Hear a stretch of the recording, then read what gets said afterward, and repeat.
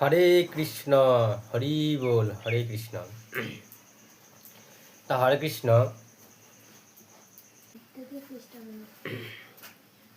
তো 1 নম্বর প্রশ্ন, সদ্গুরুর যোগ্যতা কি কি? তো সদ্গুরুর যোগ্যতা উত্তরে কি বলছে না, শ্রী গুরুদেব গুরু পরম্পরায় ধারায় থাকবেন এবং কৃষ্ণ তত্ত্ববেত্তা হবেন, শাস্ত্রীয় বিধান অনুসারে আচার প্রচার ও হরিনাম পরায়ণ হবেন।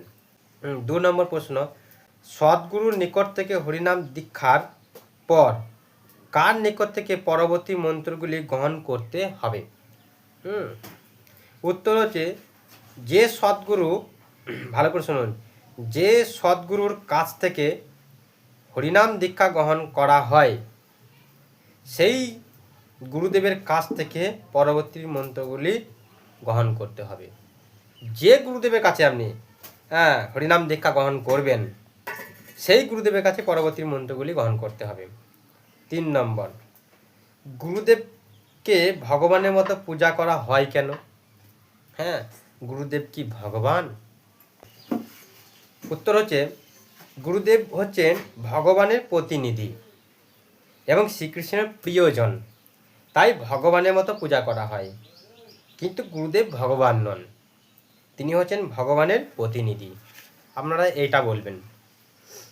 4 নম্বর, ভগবানের সঙ্গে এবং শিষ্যদের সম্পর্ক হিসাবে গুরুদেব নিজেকে কিভাবে দেখেন? উত্তর, ভগবানের সঙ্গে শিষ্যের সম্পর্ক হিসাবে গুরুদেব হচ্ছেন নিত্য সংযমকারী। 5 নম্বর প্রশ্ন, গুরুদেব পরম সত্য কথা বলছেন, আপনি কি তা বিশ্বাস করেন? গুরুদেব আমাদেরকে অনেক কিছু বোঝায়, অনেক কিছু বলে, আমি কিভাবে বিশ্বাস করব? তা ঠিক তেমন গুরুদেব পরম সত্য কথা বললেন বা বলছেন, আপনি কি তা বিশ্বাস করেন? এটা কি করে সম্ভব যে ভগবান শ্রীকৃষ্ণ 5000 বছর পূর্বে যা বলেছেন আজকের গুরুরাও সেই একই কথা বলছেন? সত্যি তো তাই, কিভাবে আমি বিশ্বাস করব? উত্তর, গুরুদেব পরম্পরা ধারায় আছেন এবং তিনি যা বলছেন তা গীতা ও ভগবত সিদ্ধান্ত অনুযায়ী বলছেন।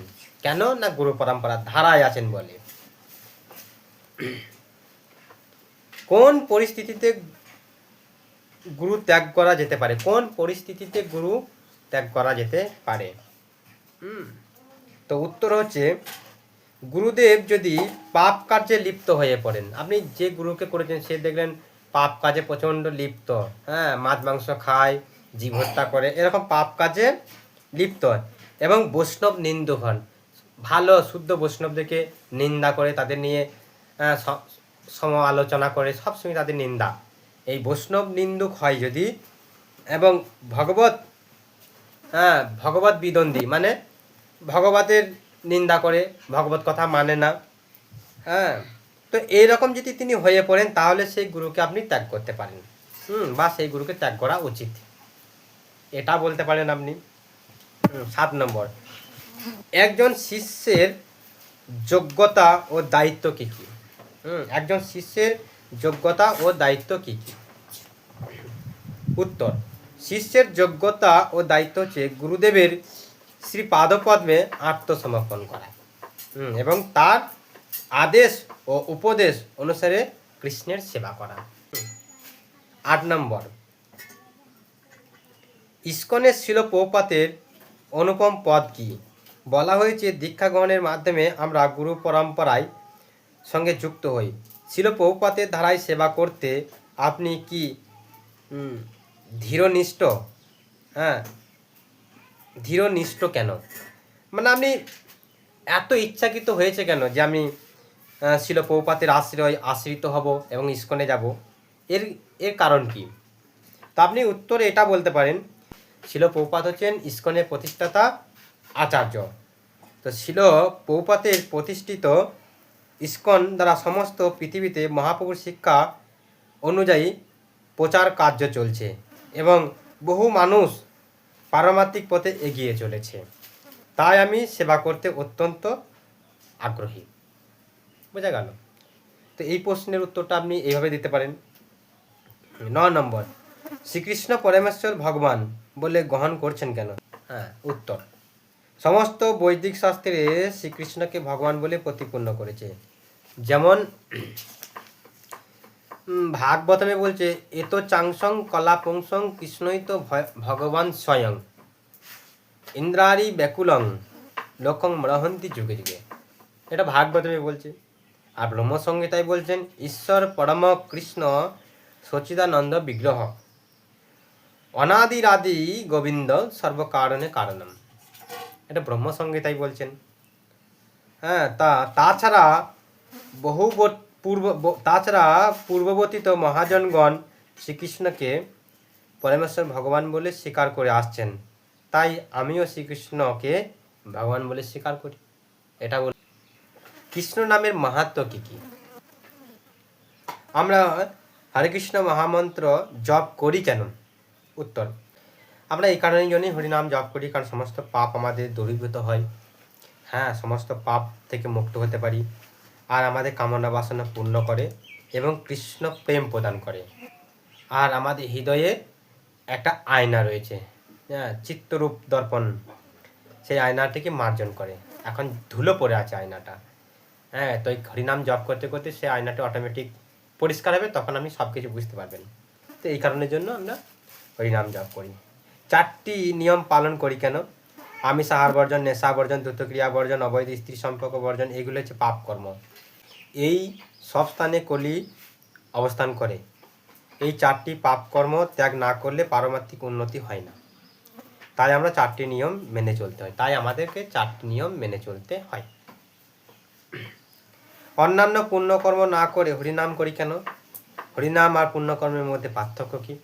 উত্তর, পুণ্যকর্ম হচ্ছে বৈদিক কর্মকাণ্ডের অধীন, দান ধ্যান যজ্ঞ, স্কুল কলেজ হাসপাতাল প্রভৃতি করা। এই কর্মফলের স্বর্গ সুখ ভোগ হয়, তা হচ্ছে ক্ষণস্থায়ী। হরিনামের ফল হচ্ছে নিত্য। হ্যাঁ, হরিনামের ফল হচ্ছে নিত্য। নিত্য ভগবত সেবা প্রাপ্তি হয় এবং ভাগবত ধামে যাওয়া যায়, তা হচ্ছে স্থায়ী। তাই আমাদের হরিনাম ও কৃষ্ণ সেবা করা উচিত। জিবিসি মণ্ডলী পদ ও দায়িত্ব কি? না, জিবিসি হচ্ছে ইসকন এর পরিচালক মণ্ডলী। জিবিসি হচ্ছে ইসকনের পরিচালক মণ্ডলী। তাদের দায়িত্ব হচ্ছে ইসকনকে সপুষ্টিভাবে পরিচালনা করা এবং প্রচার কার্য করা ও ভক্তদের পারমাত্মিক উন্নতি সাধন করা। দেহ ও আত্মার মধ্যে পার্থক্য ব্যাখ্যা করুন। আপনাকে প্রশ্ন করতে পারি, তা আপনি এই প্রশ্নের উত্তরটাই দিবেন এইভাবে, দেহ হচ্ছে জড়, আত্মা হচ্ছে চেতন। আর একটা বলবেন দেহ অনিত্য, আত্মা হচ্ছে নিত্য। আর একটা বলবেন দেহ নশ্বর আর আত্মা হচ্ছে অবিনশ্বর। এইটা আপনারা বলবেন। 15 নম্বর প্রশ্ন, ইসকন কি? কেনই বা ইসকনে আশ্রয় নেব? আপনাকে প্রশ্ন করতে পারে, তখন আপনি বলবেন আন্তর্জাতিক কৃষ্ণ ভাবনামিতে সংঘে ইসকন। আন্তর্জাতিক কৃষ্ণ ভাবনামিতে সংঘ ইসকন শ্রীমান মহাপ্রভু শিক্ষা অনুসারে আচার প্রচার কার্য করছে। তাতে অংশগ্রহণ করে আমাদের পারমাত্মিক উন্নতি সাধন করার জন্যই ইসকনের আশ্রয় নেওয়া কর্তব্য। তার কারণের জন্য ইসকনের আশ্রয় নেওয়া কর্তব্য, এটা বলবেন। 16 নম্বর, বলা হয়েছে দীক্ষা গ্রহণ করলে গুরুর আদেশ এ জন্মে এবং জন্ম জন্মান্তর ধরে পালন করতে হবে। আপনি কি তা বিশ্বাস করেন? গুরু গ্রহণের প্রয়োজনীয়তা আছে কি? হ্যাঁ আছে। হ্যাঁ, ভগবানের সেবা অনুশীলন ও পারমাত্মিক শিক্ষা লাভের জন্য গুরু গ্রহণের প্রয়োজন আছে, এটা বলবেন। দশবিধি নাম অপরাধ কি কি? আপনারা পেয়ে যাবেন নাম হট্টে। আমি এই বিষয় নিয়ে একটা পরে ক্লাস করে দেবো, দশবিধি নাম অপরাধ কি কি। হ্যাঁ, এই নাম হট্টে পরিচয় গ্রন্থে দশবিধি নাম অপরাধ আপনারা পেয়ে যাবেন, দেখে নেবেন।